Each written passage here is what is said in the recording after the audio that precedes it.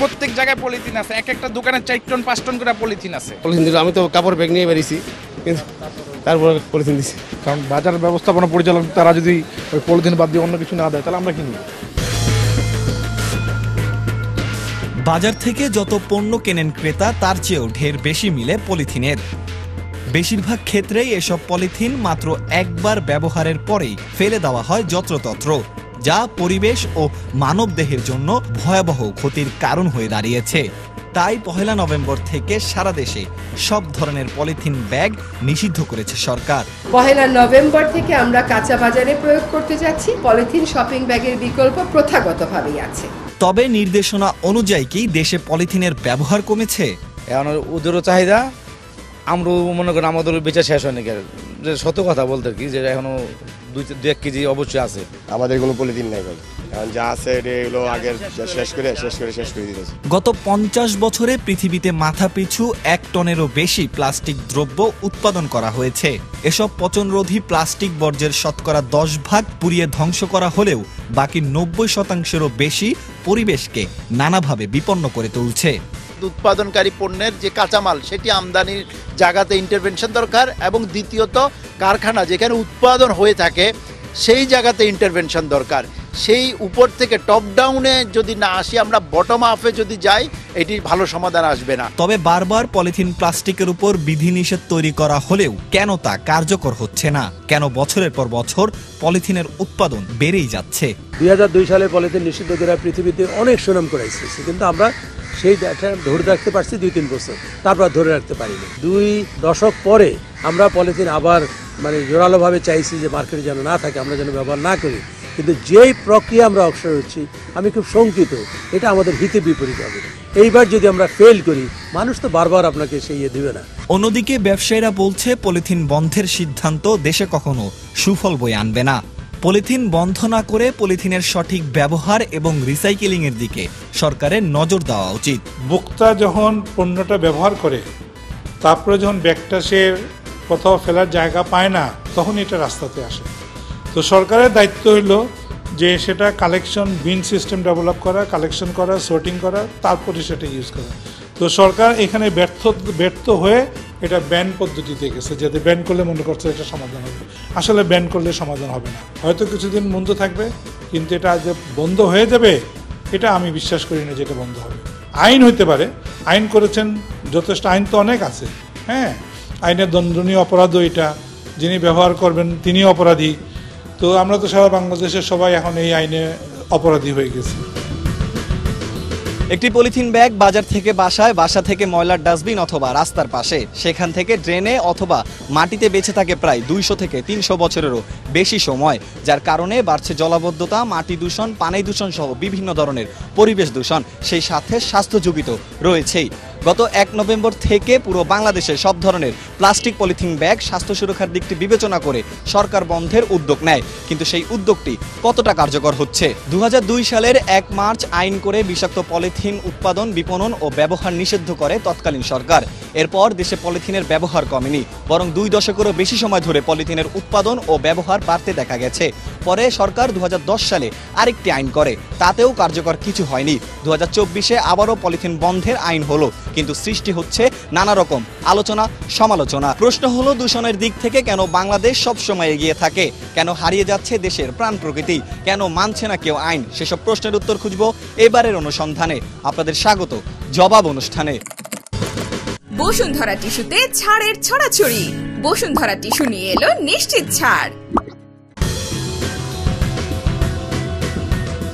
এক সময়ের বৈপ্লবিক আবিষ্কার প্লাস্টিককে এখন বলা হচ্ছে পরিবেশ এবং জীব ও বৈচিত্র্য ধ্বংসের অন্যতম কারণ। গবেষকরা বলছেন একটি প্লাস্টিক মাটিতে পুরোপুরি মিশে যেতে সময় নেয় 400 বছরেরও অধিক সময়, এবং এ সকল প্লাস্টিকে বিভিন্ন ক্ষতিকারক পদার্থ থাকায় চরম ক্ষতির শিকার হচ্ছে পরিবেশ। বিকল্প তো ওরা কিছু ব্যবস্থা করেনি, সে কারণে আর কি তখন এটা নিতে হচ্ছে আর কি।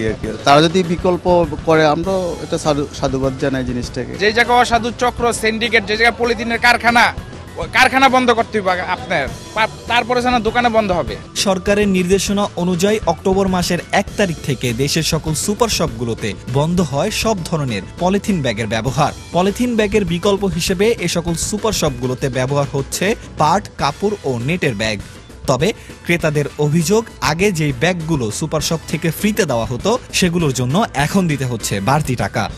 আগে ব্যাগ দিতেন আমাদেরকে, মানে স্বপ্ন যেমন দিত বা আগোড়া দিত, ব্যাগ দিয়ে দিত। তো একটা ব্যাগ একটা কষ্ট আছে, ওটারও তার কষ্ট আছে, তাই না? তো সেইটা যদি অ্যাডজাস্ট করা যায় তাহলে ভালো, মানে উইথ প্রাইস। যেমন উনি এখন আমাকে চার্জ করে ফেললো আগে, কিন্তু কস্ট অফ দি গুডস, তারপরে কিন্তু ব্যাগটার কথা বললো, আমাকে আবার এক্সট্রা পেমেন্ট করতে হবে। এটা যদি ইনসাইড চলে যায় তাহলে অনেকেই হয়তো গায়ে লাগবে না। অন্যদিকে সুপার শপ কর্তৃপক্ষ জানায়, সরকারের নির্দেশনা অনুযায়ী তারা পরিবেশ বান্ধব ব্যাগগুলোর জন্য বাড়তি টাকা নিচ্ছে, যার কারণেই দেখা দিচ্ছে ক্রেতাদের মাঝে মিশ্র প্রতিক্রিয়া।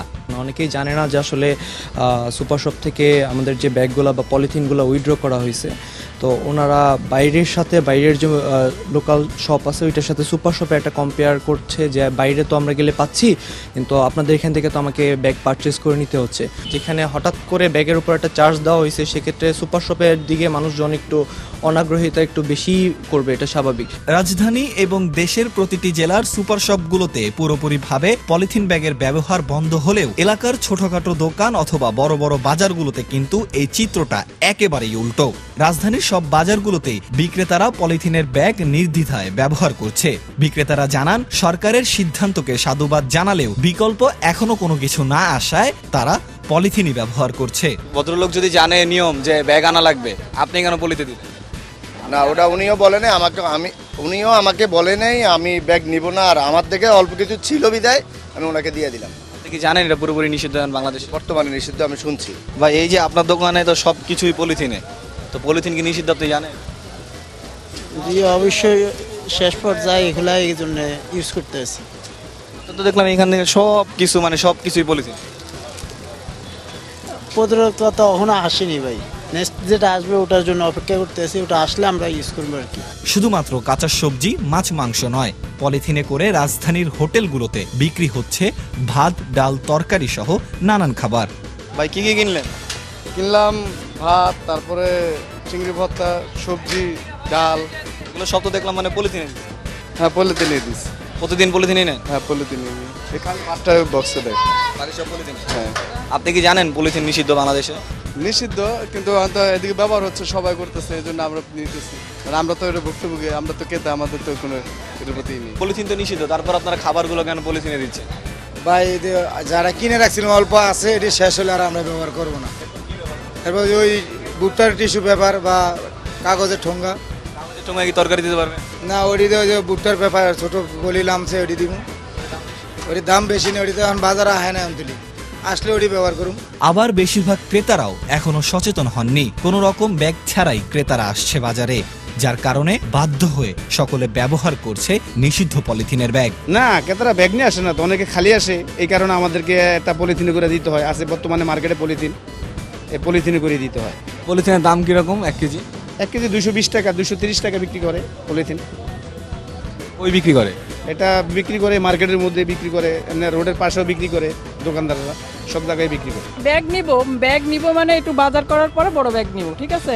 আর এখন পলিথিন যদি নিষিদ্ধ হয় তাহলে বাজারে যারা বেচাকিনা করছে তারা যদি এরা নিষিদ্ধ করে, আমরা অবশ্যই ওই ব্যাগ ক্যারি করব, ঠিক আছে? ক্রেতারা আরও বলেন, পরিবেশ বান্ধব একটি সঠিক উদ্যোগ নিয়েছে সরকার, তবে বিকল্প কিছু খুব তাড়াতাড়ি এবং সহজলভ্য যাতে হয় এমন কিছু বাজারে আনা খুব জরুরি। যদি আগে বিকল্প আনা যেত তাহলে হয়তো একটু ভালো হতো, কিন্তু যেহেতু এখনো বিকল্প আসে নাই, আমার মনে হয় ধীরে ধীরে মানুষ যেহেতু সচেতন হচ্ছে, ধীরে ধীরে চেঞ্জ হবে, কিন্তু সময় লাগবে আর কি, একটু সময় দিতে হবে। সরকারের তরফ থেকে বারবার বলতেছে যে মানে ব্যাগ নিয়ে আমরা বাজারে যাই, তো আপনি ব্যাগ নিয়ে এখানে আসবেন না? আসলে মনে করেন আমরা তো অনেক সময় কি করি, অফিস থেকে চলে আসে সরাসরি, বাসা থেকে আসে না। যখন বাসা থেকে আসে হয়তো ব্যাগটা সঙ্গে করে ক্যারি করাটা অনেক ইজি হয়ে যায়, সেজন্য হচ্ছে না, হয়তো সেজন্য বললাম যে একটু সময় লাগবে। 1 তারিখ থেকে তো পলিথিন নিষিদ্ধ, তারপরে দেখলাম আপনি অনেকগুলো পলিথিনে বাজার করতেছেন। ওরা দিতেছে, আমি তো না, আমি তো ব্যাগ আছে, বস্তা আছে। আপনি মানে না করবেন না, যেহেতু 1 তারিখ থেকে সরকার একটা নির্দেশনা দিয়েছে? আমি জানি না, আমি খেয়াল করিনি। আপনার মতে কি মানে পলিথিনটা যে বন্ধ করা কি ঠিক হয়েছে কিনা? পলিথিন বন্ধ ঠিক আছে। বিশ্বব্যাংকের তথ্য অনুযায়ী দেশে প্রায় ৩,০০০ কারখানায় দৈনিক ১,৪০,০০,০০০ প্লাস্টিক ও পলিথিন ব্যাগ উৎপাদন হয়, যার অধিকাংশ কারখানা রয়েছে রাজধানীর পুরান ঢাকায়। এছাড়া পরিবেশ ও সামাজিক উন্নয়ন সংস্কার ESDOর এক গবেষণায় দেখা গেছে শুধু ঢাকাতেই প্রতিদিন ৮ কোটি পলিথিন ব্যাগ ব্যবহার হয় এবং এর প্রায় সবই বর্জ্য হিসেবে মাটি ও নদ নদীতে মিশে পরিবেশের ভয়াবহ ক্ষতি করছে। নগর সভ্যতার কল্যাণে বলা চলে প্লাস্টিকের তৈরির জিনিস ছাড়া জীবন চালানো বর্তমানে অনেকটাই কঠিন। পানি খাওয়ার বোতল থেকে শুরু করে নিত্য প্রয়োজনীয় সকল ক্ষেত্রে ব্যবহার হচ্ছে প্লাস্টিক। তবে এই প্লাস্টিকগুলো কি দিয়ে তৈরি করা হচ্ছে এবং মানবদেহের জন্য কতটুকুই বা সহনশীল? এটি আমাদের 3 ডাইমেনশনাল এনভায়রনমেন্টাল প্রবলেম ক্রিয়েট করে। একটি পলিথিন ব্যবহারের পর ছুঁড়ে ফেললেই সেটি কিন্তু কোনো না কোনো ড্রেন নলা নর্দমায় গিয়ে সেখানে ওয়াটার লগিং সৃষ্টি করছে। ঢাকা শহর সহ অন্যান্য শহরগুলোতে 20 মিনিটের বৃষ্টিতে জলাবদ্ধতা সৃষ্টি হচ্ছে। দ্বিতীয়ত এটি মাটিতে গেলে মাটি দূষিত হচ্ছে, এটি পানিতে গেলে পানি দূষিত হচ্ছে, এটি জলাধারে গেলে মাছের পেটে যাচ্ছে এবং মাছের শরীরে আমরা নিজেরা গবেষণা করে মাইক্রোপ্লাস্টিকের উপস্থিতি পেয়েছি, যেটি খুব সহজে আমাদের খাবারের প্লেটে বা ডাইনিং টেবিলে পৌঁছে যাচ্ছে এবং মানব শরীরে যাওয়ার ঝুঁকি তৈরি হচ্ছে। যদি মানব শরীরে এটি যায় তাহলে এটি ক্যান্সারের মতো জটিল রোগের ও ঝুঁকি তৈরি করে। আবার পলিথিন যত্রতত্র পুড়িয়ে দেওয়ার কারণে এটি আমাদের বায়ুকে দূষণ করে, অর্থাৎ মাটি পানি বায়ু সবগুলোকেই এই পলিথিনগুলো অব্যবস্থাপনার কারণে দূষণ করে যাচ্ছে। দেশে পর্যাপ্ত রিসাইক্লিং এর অভাবে এ সকল প্লাস্টিক সামগ্রীর বেশিরভাগই নদীপথ দিয়ে সমুদ্রে পৌঁছায়। তাই শুধুমাত্র প্লাস্টিক বন্ধ করাটাই সমাধান নয়, পর্যাপ্ত রিসাইক্লিং এবং নির্দিষ্ট নীতিমালা বা আইন না থাকার কারণেই পরিবেশকে ধ্বংস করছে এই পলিথিন, এমনটাই মনে করছেন এই গবেষক। ঢাকা শহরে দৈনিক যে 750-800 মেট্রিক টন পলিথিন তৈরি হয়, সেখানে মোট উৎপাদিত বর্জ্যের পরিমাণ প্রায় 7,500-8,000 মেট্রিক টন। সো 8,000 মেট্রিক টনের 10% মাত্র প্লাস্টিক বা পলিথিন জাতীয় পণ্য। এখন প্রবলেম হচ্ছে যে এই পলিথিনটা ব্যবহারের কয়েক ঘন্টা পরেই এটি ডাম্পিং সাইটে চলে যাচ্ছে, এটি ম্যানেজ হচ্ছে না। আমরা পলিথিনের অব্যবস্থাপনায় বা ব্যবস্থাপনার ব্যর্থতাই আমাদের সমস্যার মূল কারণ। পলিথিন বন্ধে গঠিত মনিটরিং কমিটি টিম রাজধানীর বাজারগুলোতে প্রতিদিনই অভিযান কার্যক্রম পরিচালনা করছে। প্রতিদিনই জব্দ করছে প্রায় শত শত কেজি পলিথিন। কিন্তু একদিকে মনিটরিং কার্যক্রম চলছে, অন্যদিকে বিক্রেতারা পলিথিনেই বিক্রি করছে কাঁচা পণ্য। পরিবেশ মন্ত্রণালয়ের এই ম্যাজিস্ট্রেট আমাদেরকে জানান পলিথিন উৎপাদন বন্ধে তারা কাজ করছে এবং বাজারগুলোতে সকলকে সচেতন করার পাশাপাশি জরিমানাও করছে। এখানে মোবাইল কোর্ট পরিচালনা করে আমরা 2টি দোকানে বেশ কিছু অবৈধ পলিথিন পেয়েছি, যেগুলো নিষিদ্ধ পলিথিন হিসাবে আমরা এখন কাউন্ট করছি এবং এগুলি সরকার হচ্ছে এই পলিথিন ব্যবহারের বিরুদ্ধে একেবারেই বদ্ধপরিকর। সেক্ষেত্রে এই পলিথিনগুলো যেন মানুষ ব্যবহার না করে তাদের উপরে মোবাইল কোর্ট পরিচালনা সহ জনসচেতনতার অংশ হিসেবে আমরা কার্যক্রম পরিচালনা করছি এবং এটি আমাদের একটা রেগুলার কার্যক্রমের অংশ। দর্শক, আমি এখন আছি রাজধানীর ব্যস্ততম একটি বাজার, কারণ বাজারে। এই বাজারের প্রায় সব বিক্রেতা এবং ক্রেতারা এখনও ব্যবহার করছে নিষিদ্ধ হওয়া পলিথিন। প্রশ্ন হলো, সরকার ইতিমধ্যে সব পলিথিন প্রস্তুতকারক ফ্যাক্টরিগুলো বন্ধ করে দেওয়ার পরেও কিভাবে বাজারে এত পলিথিন? ভোক্তারা যখন খুঁজছে সহজলভ্য, তখন প্লাস্টিক পণ্য উৎপাদনকারীদের দাবি পলিথিন নিষিদ্ধ না করে একবার ব্যবহারযোগ্য প্লাস্টিক পণ্য পুনরায় ব্যবহার উপযোগী করা গেলে পরিবেশ এবং গ্রাহক উভয় স্বার্থকেই রক্ষা করা সম্ভব। সেই সাথে দেশের রাজস্বতেও কোনো প্রভাব দেখা দিবে না। আপনি ফলো করেন জাপান সিস্টেম কি, আপনি দেখেন সিঙ্গাপুরের সিস্টেম কি, আপনি দেখেন ডেনমার্ক ইউরোপ কি সিস্টেম ফলো করছে, সেটা আপনি করেন। এখন আপনি যদি তুলনা করেন রাওয়ান্ডার সাথে, আমাদের পলিসি মেকাররা কথায় কথায় বলেন রাওয়ান্ডা, কিগালি, যে ওনারা ব্যান করে দিয়েছেন শপিং ব্যাগ। কিগালির জনসংখ্যা হলো 15 লক্ষ, হ্যাঁ 15 লক্ষ লোক, আর আপনার জনসংখ্যা হলো, ঢাকা শহরের জনসংখ্যা হলো 2 কোটি সহ 2 কোটি। 2 কোটি সহ 2 কোটি ম্যানেজমেন্ট আর কিগালি 15 লক্ষ লোকের ম্যানেজমেন্ট কি এক? কিগালিতে প্রতি মাসের শেষ শনিবার দিন সরকারি কর্মকর্তারা, মন্ত্রীরা রাস্তা পরিষ্কার করতে নামে। এটা একটা অ্যাওয়ারনেস ডেভেলপমেন্ট। আপনি অ্যাওয়ারনেস ডেভেলপমেন্টের জন্য কি করেছেন? You did nothing. আপনার পরিবেশ মন্ত্রণালয় অ্যাওয়ারনেস ডেভেলপমেন্টের জন্য কিছু করেছে? জনগণ জানে কোথায় ফেলতে হবে, ফেললে কী করতে হবে সেটা জানে না, শুধু জানে ব্যান করতে জানে। সরকারকে যথাযথ রিসাইক্লিং করা, কালেকশন করা, সর্টিং করা, বিন সিস্টেম ডেভেলপ করা, এটা করে এই প্রবলেমটা সমাধান করতে হবে। সারা পৃথিবী যেভাবে সমাধান করেছে, আধুনিক ব্যবস্থাপনা, বর্জ্য ব্যবস্থাপনাটা নিতে হবে। পলিব্যাগ সহ বিভিন্ন প্লাস্টিক কেবল বাংলাদেশেরই গলার কাটা নয়, পুরো বিশ্বই যুদ্ধ করছে দূষণকারী এই পণ্যটির বিরুদ্ধে। তবে আধুনিক বিশ্ব এখন অনেকটাই রিসাইকেলিং এর পথে। যুক্তরাজ্য ভিত্তিক গবেষণা প্রতিষ্ঠান প্লাস্টিক এক্সপার্ট জানাচ্ছে সর্বোচ্চ 65% প্লাস্টিক রিসাইকেল করছে জার্মানি, আর দক্ষিণ কোরিয়ায় এই হার 59%। গেল বছর প্রায় 56% প্লাস্টিক রিসাইকেল করে রেকর্ড গড়েছিল যুক্তরাজ্য। প্লাস্টিকের ব্যবহার দীর্ঘমেয়াদী সমর্থনযোগ্য না হলেও উৎপাদন কমানোর উপর জোর পরিবেশবিদদের। যেটা যে বাস্তবায়ন করতে গেলে আমার মাঠ পর্যায়ে কি প্রয়োজন সেই পরিকল্পনা আগে গ্রহণ করা দরকার, সেটা না করে আমরা একটা ঘোষণা দিয়ে দিই। এখন সেটাই আসলো। এখন আমরা তো দেখতে পাচ্ছি যে বাজারে সেই যে পলিথিনের তো কোনো রকম প্রভাব আমরা দেখতেছি না সরকারের এই ঘোষণায়, তাই না? এবং আমরা যখন টিভির স্ক্রলে দেখি যে এক এক ডিস্ট্রিক্টে এই 50 কেজি পলিথিন উদ্ধার করছে, এই 3000 টাকা 5,000 জরিমানা, এটা দিকে আমরা কোনোদিনও পলিথিন এই নিষেধের আইন বাস্তবায়ন করতে পারবো না। মূল জায়গাটা কেউই আঘাত করে না। একমাত্র 2002-03 সালে এটা ছিল যে কি ছিল, যে আমার উৎপাদন প্রক্রিয়ায় আঘাত করতে হবে, যেন উৎপাদন না হয়, প্রথম কাজ। দ্বিতীয় হচ্ছে র মেটেরিয়াল আমদানি, আমার কাঁচামাল আমদানির ক্ষেত্রে। তারপরে এটা আমার যে বাজারে যায় সেটা দেখতে হবে, সেই জায়গায় আমার হাত দিতে হবে। তারপরে ভোক্তা পর্যায়ে। তাহলে উৎপাদন পর্যায়ে আমরা গেলাম না, আমরা কি যাচ্ছি বাজারে যাচ্ছি, তাতে তো কাজ হবে না। আমার যদি সাপ্লাই আসে এবং বাজারে ডিমান্ড থাকে, তখন যে দোকানদার এটা বিক্রি করবেই। দেশকে পরিবেশ বান্ধব করতে হলে বর্জ্য ব্যবস্থার মান উন্নয়ন করা জরুরি, সেই সাথে জরুরি বিকল্প কোনো সুলভ মূল্যের ব্যাগ।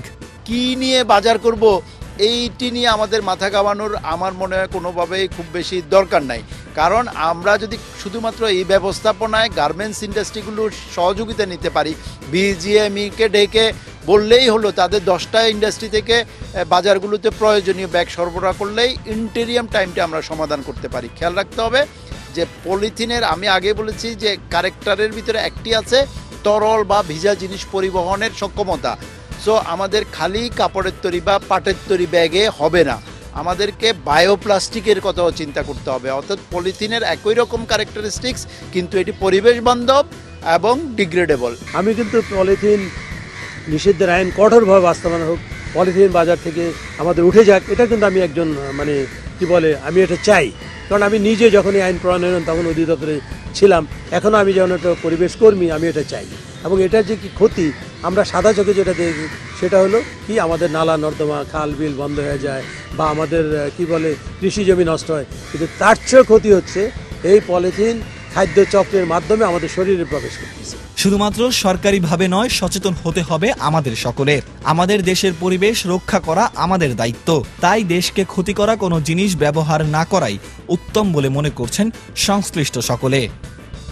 পরিবেশের জন্য ক্ষতিকারক পলিথিন রোধে বিশ্বের প্রতিটি দেশ পাল্লা দিয়ে বিভিন্ন আধুনিক উপায় কার্যকর পদক্ষেপ গ্রহণ করছে, কিন্তু বাংলাদেশে পরিবেশের জন্য ক্ষতিকারক পলিথিনই মানুষের কাছে নিত্যদিনের সঙ্গী। পলিথিন বন্ধের নির্দেশনা কিছু কিছু সুপার শপে মানা হলেও মাঠ পর্যায়ে নেই কার্যকর কোনো পদক্ষেপ। বিশেষজ্ঞরা বলছেন, প্লাস্টিক উৎপাদনের কাঁচামাল এবং কারখানাগুলোকে বন্ধ করা না গেলে পলিথিন বন্ধ করা সম্ভব হবে না। যথাযথ আইন প্রয়োগের পাশাপাশি সচেতন হতে হবে আমাদের সকলের। মাটি ও মানুষের জন্য সুন্দর স্বাস্থ্যকর একটি দেশ গড়তে হলে এগিয়ে আসতে হবে আমাদেরই। প্রিয় দর্শক, আপনাদের আশেপাশের সমসাময়িক নানান সমস্যা, অসঙ্গতি, অনিয়মের খবর আমাদেরকে জানান। যোগাযোগ করুন স্ক্রিনে দেখানো ঠিকানায় jobapatn@gmail.com অথবা ফোন করুন 013117708842। কথা দিচ্ছি, নতুন কোনো সমস্যা ও তার জবাবদিহি নিয়ে জবাব ফিরে আসবে আবারও। সে পর্যন্ত সবাই ভালো থাকুন, সুস্থ থাকুন, আর হ্যাঁ, সচেতন থাকুন। আল্লাহ হাফেজ।